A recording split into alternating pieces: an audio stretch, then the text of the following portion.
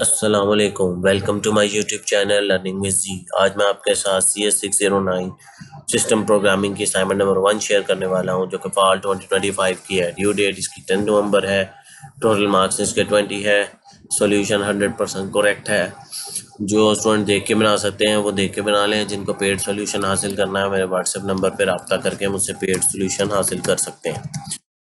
ज़्यादा मुश्किल असाइनमेंट नहीं है और रिसेंट सेमेस्टर से जो इस सब्जेक्ट की असाइनमेंट्स आ रही थी वो काफ़ी टफ थी। इस बार इतनी टफ नहीं है, इजी है।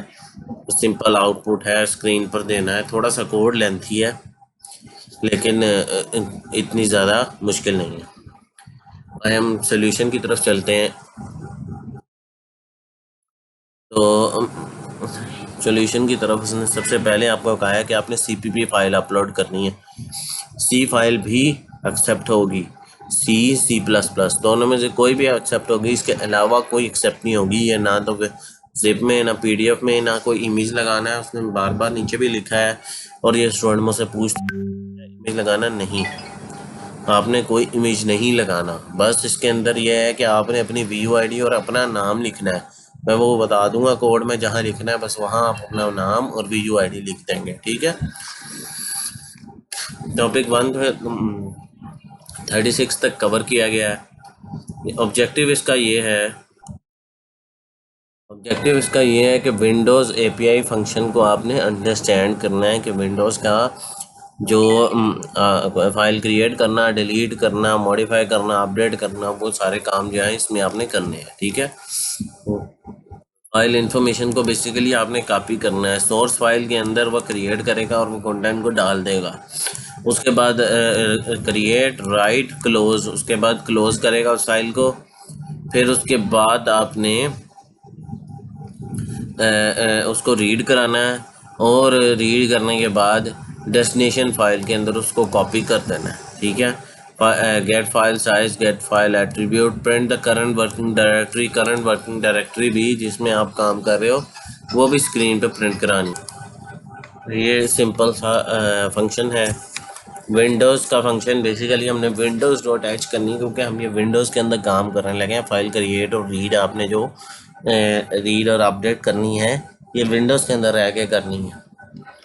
तो no user input should be taken, कोई यूज़र इनपुट जो है वो हमने नहीं लेना। स्कैन ऐप या सीन के थ्रू सिंपल आउटपुट स्क्रीन पर देना है।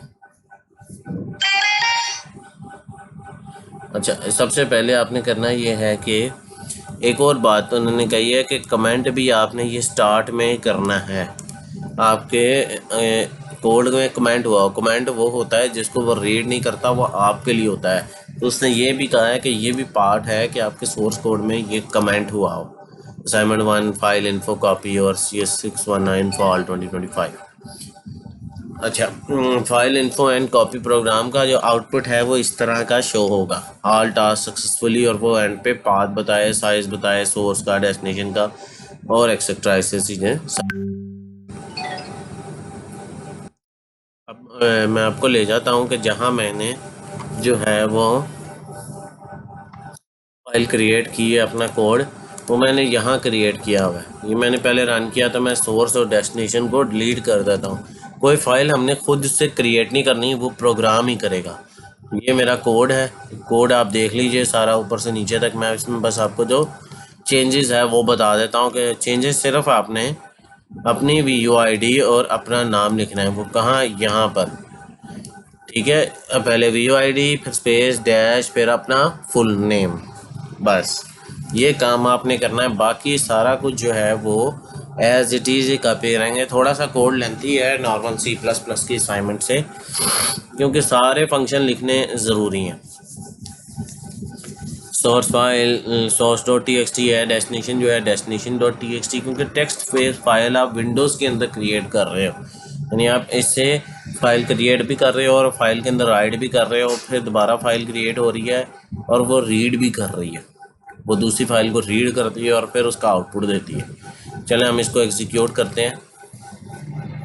सबसे पहले क्रिएटिंग और opening source file, writing source data to source file, closing source file. Close होगी, यही है।